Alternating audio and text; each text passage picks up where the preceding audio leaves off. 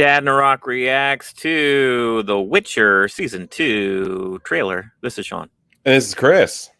Hey, we are Dadnarok. We do an audio podcast available on all podcasting platforms. We also do currently an after show for Loki on Disney Plus, and later this month, July 2021, we'll be doing an after show for Ted Lasso Season 2.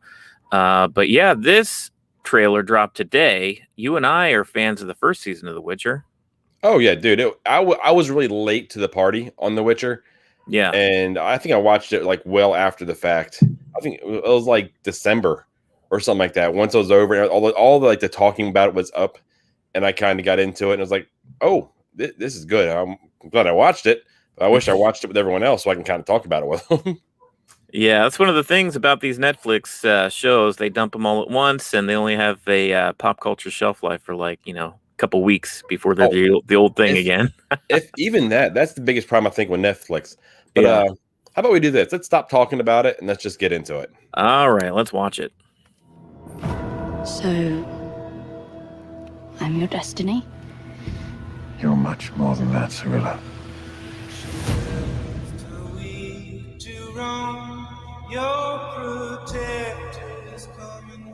I need to understand some things. The world is changing. Centra isn't safe for you anymore. What exactly is Cameron? You're home. Finally. Who the hell are you? Sometimes I feel so afraid. I feel like I could burn the whole world. Facing your fear is not easy, but I am here for you. When I say run, you run. When I say hide, We have to stay. you hide. Run! Destiny has said that the world outside these walls is a dangerous place. But you can find power and purpose. Where is she? What if your princess is more than you barking for? Are you sure you're ready for this?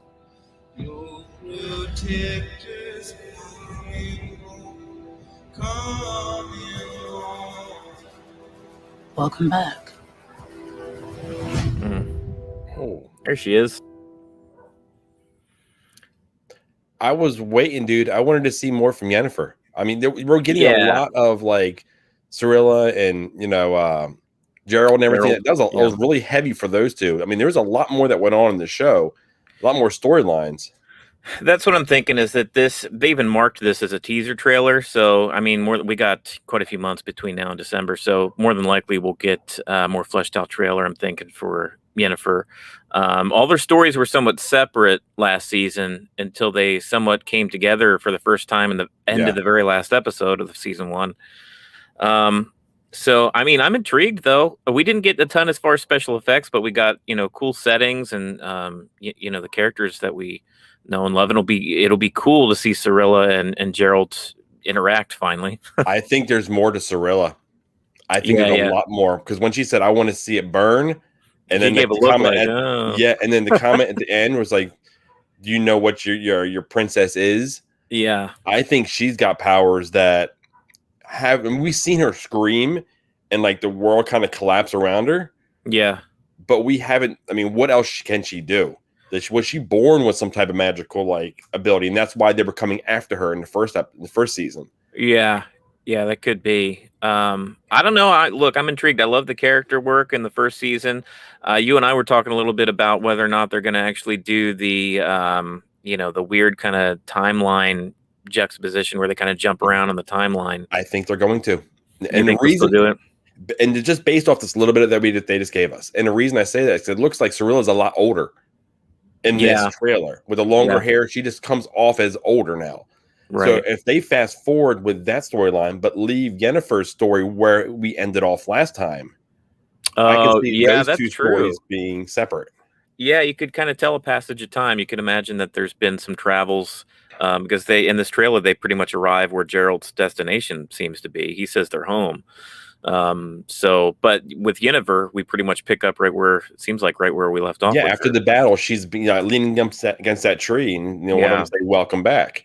So which yeah, I'm fine with. Like you and I were talking, like I kind of jumped into season one right when it was coming out, and I had to figure out the whole time thing, the timeline jumping yeah, around yeah. like episodes into it. And luckily, you watched it after. I was able to kind of give you a heads up to let you know that that's what they were doing with it. But now that the fans of this show are kind of aware of how they did season one, it might be easier to follow this time around. Oh, it'd be a ton easier. I mean, it was Yeah, easy for me watching it the first time because like you said, you gave me the heads up. If you didn't give me the heads up, I would have been so confused. Like I yeah, loved it, but I don't know if I would have loved it enough to try to figure it out the way that they were giving it to me. yeah. But I'll give you a heads up on some casting. Apparently, there's a character that is like one of Gerald's mentors, like one of the Witchers that taught him how to be a Witcher, and okay. he's played by Mark Hamill this season. Oh, you serious? Luke Yeah, himself is going to be in The Witcher? yeah, Oh be no, a that grumpy old Witcher instead of a grumpy old Jedi. Oh, I like it. I like the Yeah, fact that I mean, it didn't to me. It wouldn't matter if it was Hamill or not. The fact that they're bringing in more Witchers because we only seen yeah, two in the first season, and one of them died, and we know that they're the last of their breeds. The ones that are around are the final Witchers. right. So the fact Yeah. that there are more and we're going to see more, I kind of like that. I like that too. I mean, there's a whole lore. I mean, there have been tons of games. I think there have been novels and stuff too around this universe, and you and me are kind of coming into it fresh with just watching the show. So, which is cool. It's kind of like it kind of feels how Game of Thrones was at first for me before I read the books or anything. It was all introduced to me through the TV show, and I think they're doing a good job as far as adaptation. At least, it seems to be a people pleaser this series so far. And we all know that Henry Cavill's, loving it. He was chomping at the bit to do this role. I mean, typically you would go after an actor like Henry Cavill, like please be in our thing, but he actually was going to the producers and like y'all should cast me as Gerald Yeah, because I'm I love it. perfect for this. Yeah. And Yeah, that's cool because we went into it and I seen him. And when I was watching it, I didn't realize that's Superman. yeah, yeah. He really dives into this role. It's very different than the other stuff you've seen him in. It's good. I think it speaks well to the show too because it's Hmm. immersive. Once you're watching it, you're in that world. Yeah, Just like Game of Thrones had. When you're watching it, you are in Westeros. right.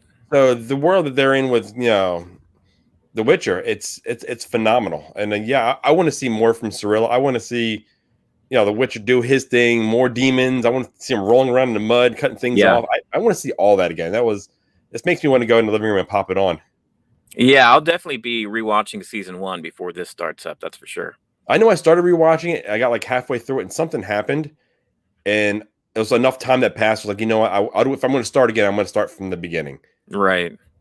Yeah, so But I can't wait. I mean, as far as series on Netflix, there's really only two that I look forward to. It's this and Stranger Things.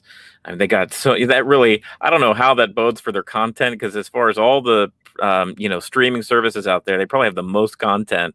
And yet yeah, there's only really two shows that I get excited by on there. they But put a lot I of don't know. duds out, but when they hit a home run with a home, they stick with it. They sure do. So And hopefully they keep pushing this like they are Stranger Things because they've got yeah, a habit of having 2 or 3 great seasons and right. then not wanting to renew because the actors now want more. So it's going to speak a lot to what Harry Cavill actually wants going forward, and hopefully he doesn't push it too much because I think they'll give him what it deserves. But if he wants to be one of the higher paid TV actors Yeah, outside of his movie roles, right. that may be where the end of the show may come. Well, as far as I didn't hear any kind of buzz, I mean, I've heard the most buzz out of this show coming out of Netflix. The only thing that I think was equal to is probably was Stranger Things. I think this The Witcher had a lot of buzz that first season. People were fairly surprised with it. So I think a good trailer so far. Like you said, there were some things that I want to see more of, but I mean, there's tons more to come. I think we'll see it eventually. This trailer did exactly what I was supposed to do. It's a It got teaser, me yeah. more excited to either wait for a new trailer to drop that's going to Right. be, explaining what they didn't show, or be ready for it. I almost know what I'd almost rather not put a second one out. And the reason I say that is sometimes they give away too much within the trailers. Yeah, sometimes they do. Because going into the show for me, the first time, I didn't see any of the trailers. I didn't play the games. I didn't read the books. I went into this world cold. Yeah. And I loved it. So I almost want, like, I like knowing a little bit, like we just seen, but I don't want too much of it to be spoiled for me. Yeah. Well, sorry, I already spoiled Mark Hamill being in it. Yeah, I would have freaked out, dude. If I would have seen that without knowing, I would have flipped in the living room. You would have turned around in the next trailer and you'd have been like, ah.